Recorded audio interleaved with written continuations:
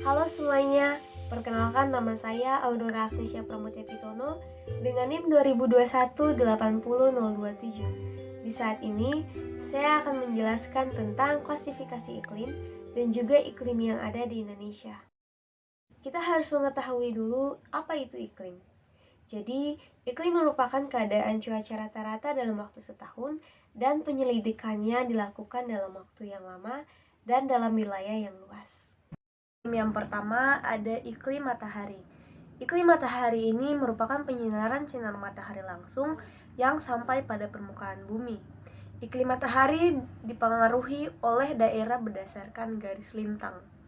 Pada iklim matahari terbagi atas 4 bagian.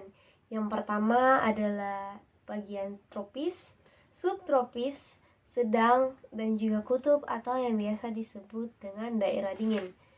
Untuk bagian tropis sendiri itu terletak pada 0 derajat lintang utara ataupun lintang selatan sampai 23 derajat. Yang kedua untuk subtropis terletak pada 23,5 derajat lintang utara ataupun lintang selatan sampai dengan 40 derajat lintang utara ataupun lintang selatan. Yang ketiga untuk bagian sedang terletak pada 40 derajat lintang utara sampai dengan 60 derajat lintang utara ataupun lintang selatan.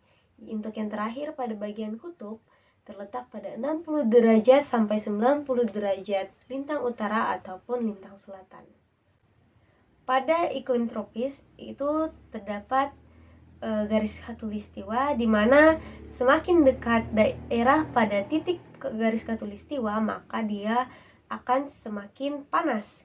Sebaliknya, semakin jauh dari garis khatulistiwa maka daerah tersebut suhunya rendah. Untuk yang berikutnya adalah iklim menurut Köppen. Jadi iklim Köppen ini berdasarkan pada rata-rata curah hujan dan suhu dari bulanan sampai tahunan. Iklim Köppen ini juga memperkenalkan bahwa daya guna pada proses terjadinya hujan terhadap perkembangan dan pertumbuhan pada jumlah hujan dan juga tergantung pada intensitas evaporasi. Dalam iklim Köppen terbagi atas 5 iklim juga. Yang pertama ada iklim A atau tropis, yang kedua adalah iklim B atau kering, yang ketiga adalah iklim C atau sedang hangat, keempat iklim D atau disebut dengan salju ataupun dingin, yang terakhir adalah iklim D atau daerah kutub. Untuk iklim yang ketiga ada iklim menurut Smith-Ferguson. Jadi iklim Ferguson ini memiliki sifat basah dan kering pada bulan saat curah hujan. Iklim Ferguson ini terbagi berdasarkan banyaknya curah hujan. Jadi curah hujan kurang dari 60 mm itu masuk pada bulan kering dan curah hujan lebih dari 100 mm masuk pada bulan basah. Ada langkah untuk menentukan iklim Smith-Ferguson. Jadi Smith dan Ferguson membagi iklim berdasarkan curah hujan dengan rumus Q sama dengan jumlah rata-rata kering per basah dan dikali 100%.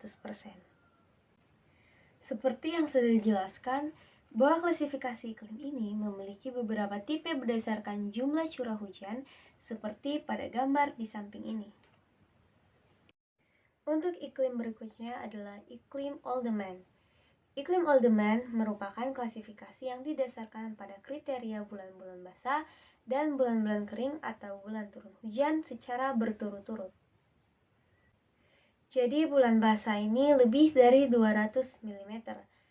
Untuk iklim Oldeman itu terbagi atas tipe iklim dan juga kriterianya. Untuk tipe iklim A itu lebih dari 9 bulan basah berurutan. Tipe iklim B kriterianya 7-9 bulan basah berurutan. Tipe iklim C 5-6 bulan basah berurutan. Untuk tipe iklim D kriterianya 3-4 bulan basah berurutan. Dan untuk tipe iklim E kurang dari 3 bulan basah berurutan. Untuk iklim yang terakhir adalah iklim Junghun. Junghun mengklasifikasikan iklim berdasarkan ketinggian tempat dan mengaitkan iklim dengan jenis tanaman yang tumbuh dan bereproduksi secara optimal sesuai suhu di habitatnya. Jadi, untuk ketinggian 0-700 meter itu termasuk dalam zona panas. Dan tanaman yang dapat tumbuh dan bereproduksi contohnya adalah kopi, karet, tebu, jagung, dan juga kelapa. Untuk ketinggian 700-1500 meter itu masuk dalam zona sedang. Dan contoh tanamannya adalah teh. Untuk ketinggian 1500-2500 meter masuk pada zona sejuk.